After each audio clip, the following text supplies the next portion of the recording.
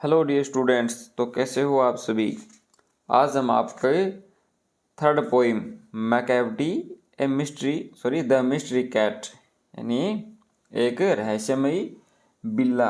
यहाँ पर मैकैविटी कैट मतलब बिल्ले के लिए यूज है, मतलब वो एक मेल यूज किया गया है, मेल कैरेक्टर को यूज किया गया है। मेल तो मतलब एक बिल्ला है, तो मैकैविटी मतलब बिल्ला। तो यहाँ पर जो भी वर्ड आएंगे वो एक मेल कैट को ही रिप्रेजेंट करेंगे, तो हम यहाँ पर भी उसको ही मानकर चलेंगे।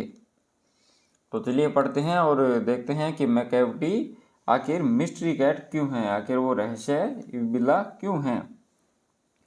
Do you have a pet cat? क्या आपके पास एक पालतू बिल्ला है? Have you ever noticed anything mysterious about it? क्या आपने उसके बारे में कुछ रहस्यमय चीज़ देखी है और कभी आपको लगा है कि वो थोड़ा अलग है। It is not easy to say whether every cat is a mystery. यह कहना थोड़ा मुश्किल है कि हर एक बिल्ली या हर एक बिल्ला रहस्यमय हो या रहस्य है। But Macavity is one of them, one of for sure. लेकिन मैकैविटी निश्चित ही एक रहस्य ही बिल्ला है। What is it that makes him a perfect mystery cat? क्या है जो उसे एक परफेक्ट या पूर्णतः रहस्य बिल्ला बनाता है। Read the poem and find out. तो चलो पोइम पढ़ते हैं और पता लगाते हैं कि वो रहस्य में क्यों है।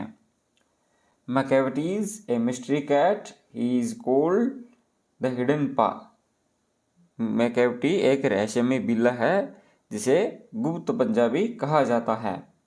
For he is the master criminal who can defy the law. Defy का मतलब होता है अवज्ञा करना या तोड़ देना। तो जो मिस्ट्री कैट है वो अपने क्रिमिनल में मास्टर है, मतलब वह एक दक्ष अपराधी है जो कि कानून को नहीं मानता है या कानून की अवज्ञा करता है क्योंकि हम उसको मेल मान के चल रहे हैं, क्योंकि वो एक बिल्ला है। He is the bafflement of Scotland Yard, the flying squads despair. वह स्कॉटलैंड यार्ड पुलिस के लिए या उस मुख्यालय के लिए उलझन है, क्योंकि वह किसी का अभी तक हाथ नहीं आया है। जिसने भी कोशिशें की है उसके हाथ बस निराशा ही लगी है, मतलब वह अभी तक किसी के हाथ नहीं आया है, जिसे सभी को निराशा ही मिली है। For when they reach the scene of crime, जब अपराध की जगह पर पहुंचते हैं, मैकैविटी इज नो देयर, वहाँ पर मैकैविटी नहीं होती है, या रहस्य बिल्ला है वो वहाँ से चला जाता है। Macavity there is no one like Macavity. Macavity की जैसा यहाँ कोई नहीं है, उनके जैसा सातिर है वो कोई नहीं है। He is broken every human law. उसने सारे ह्यूमन लॉ या मनुष्य के नियमों को तोड़ दिया है। He is breaks the law of gravity. उसने गुरुत्वाकर्षण के नियम को भी तोड़ा है, या वह उसके नियम को भी तोड़ता है, या आप कह सकते हो कि वह उस पर गुरुत्वाकर्षण के नियम भी लागू नहीं होते। ये हम क्यों कहा है वो हम आगे पढ़ेंगे। His power of levitation would make a फकीर स्टेयर। लेविटेशन का मतलब होता है हवा में बिना किसी सहारे के उड़ना। उसमें इतनी शक्ति है जैसे लगता है कि वह हवा में बिना किसी सहारे के उड़ता है, जो कि एक फकीर को भी आश्चर्य में डाल देता है। And when you reach the scene of crime, Macavity is not there. और जब आप अपराध स्थल पर पहुंचते हो, जहां पर अपराध हुआ है वहां पर पहुंचते हैं, तो मैकैविटी वहां पर नहीं मिलता है। You may seek him in the basement. आप उसे तल घर, बेसमेंट मतलब होता है तहखाना या नीचे का जो कमरे होते हैं उसको बोलते हैं। आप उसे तहखाने में या तालघर में तलाश सकते हैं। You may look up in the air. आप उसे हवा में देख सकते हैं। But I tell you once and once again. लेकिन मैं तुम्हें फिर एक बार बता दूं, Macavity is not there. Macavity वहाँ नहीं मिलता है। ये तो मैकैविटी की जो खासियत थी। अब हम आगे बढ़ेंगे कि जो मैकैविटी है वो दिखता कैसा है। आखिर जो वो बिल्ला है वो इतना शातिर है तो वो दिखता कैसा है, उसको पहचान कैसे है। तो हम आगे इस बारे में आगे की लाइनों में पढ़ेंगे। मैकेविटी ए जिंजर कैट। जिंजर कैट मतलब होता है हल्के भूरे नारंगी रंग के बालों वाला बिल्ला। मतलब उसके जो बालों का कलर है वो कैसा है, हल्का भूरा नारंगी। Macavity is a ginger cat, he is very tall and thin. Tall मतलब लंबा और थिन मतलब पतला। कि मैकेविटी एक हल्के भूरे रंग का बिल्ला है, वह बहुत लंबा और पतला है। उसकी हाइट काफ़ी ज़्यादा है लेकिन वो पतला है। You would know him if you saw him for his eyes are sunken in. Sunken in का मतलब होता है अंदर की ओर धसी हुई। आप उसे जान जाते यदि आप उसे देख लेते, क्योंकि उसकी आंखें हैं वो अंदर की ओर धसी हुई हैं। His bro is deeply lined with thought. उसकी जो भौहें हैं वो विचारशीलता के कारण गहन लाइन है। मतलब जैसे बोलते हैं ना त्योंरी चढ़ी हुई, तो मान उसके फोरहेड पर कुछ इस तरह से बने हुए हैं, उसके लाइन हैं। His head is highly doomed. Doomed का मतलब होता है गुम्बद जैसा। तो उसका जो सिर है वो कैसा है, वो गुम्बद जैसा है। His coat is dusty from neglect. उसमें उसका जो कोट है वो धूल से भरा हुआ है। हिज विकर्स, विकर्स मतलब होता है बिल्ली के मूंछ के जो बाल होते हैं उसको विकर्स बोलते हैं। His whiskers are uncombed. उसके जो विकर्स है वो अनकॉम्ड हैं, कंघी किए हुए नहीं हैं। He sways his head from side to side. वह अपना सिर है वो हिलाते रहता है इधर उधर। With movements like a snake. जैसे कि एक सांप हिलाता हो या सांप हिलता है, वैसे वह अपने सर को हमेशा हिलाता हुआ रहता है। You and when you think he is half asleep, he is always wide awake. जब आपको लगता है कि वह शायद आधा सो रहा है या सोया हुआ है, तो वह वास्तव में सोया हुआ नहीं होता है, वह पूरा जगा हुआ होता है। Macavity there is no one like Macavity. Macavity के जैसा कोई नहीं है। ही इज ए फेंट इन फेलाइन शेप। फेलाइन मतलब होता है जैसे बिल्ली की प्रजातियों में, तो है बिल्लियों की प्रजाति में एक पिशाच है। ए मोन्स्टर, एक राक्षस है। मोन्स्टर का मतलब होता है राक्षस। इन डिप्रेविटी, डिप्रेविटी का मतलब होता है अनैतिकता। वह अनैतिकता का एक राक्षस है। You may meet him in a by street.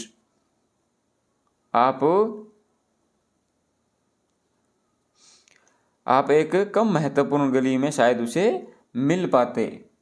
You may see him in A square. आप उसे एक चौराहे पर शायद देख पाते।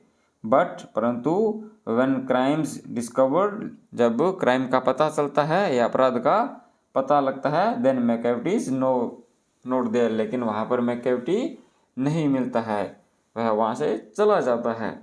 तो ये है आपके poem Macavity a mystery cat. तो चलो अब हम इसके साथ में एक्टिविटी कर लेते हैं।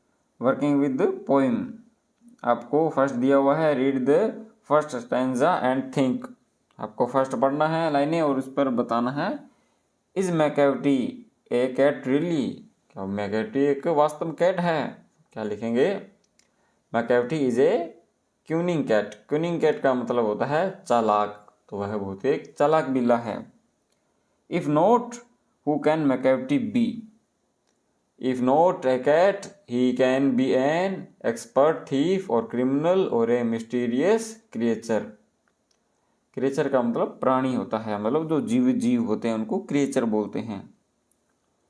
नेक्स्ट आपको कंप्लीट करने हैं। A master criminal is one who, तो आप क्या लिखोगे आगे?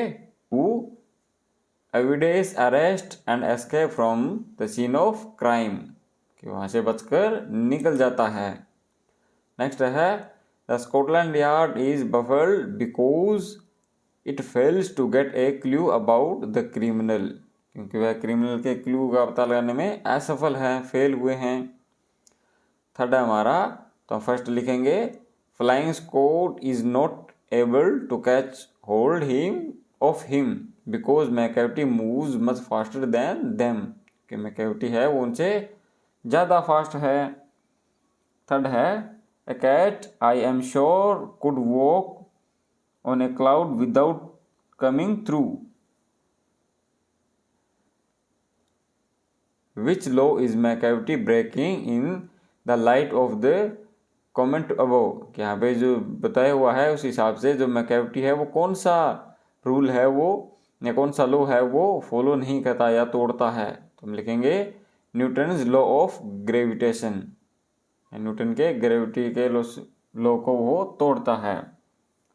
नेक्स्ट आपको McCavity के बारे में कुछ अपनी लाइनें लिखनी हैं, तो आप लिख सकते हो McCavity is a very cunning and courteous cat. He is tall and thin. His eyes are sunken in. His forehead is wrinkled and his head is dome-like. His coat is soiled. Her hair, his cheeks is not combed. Next आपका fifth है जिसमें आपको true और false बताने हैं। मैं statement पढ़ देता हूँ, आप बताना कि वो ट्रू है या फॉल्स। तो आपकी फिफ्थ की फर्स्ट स्टेटमेंट है McCavity इज नॉट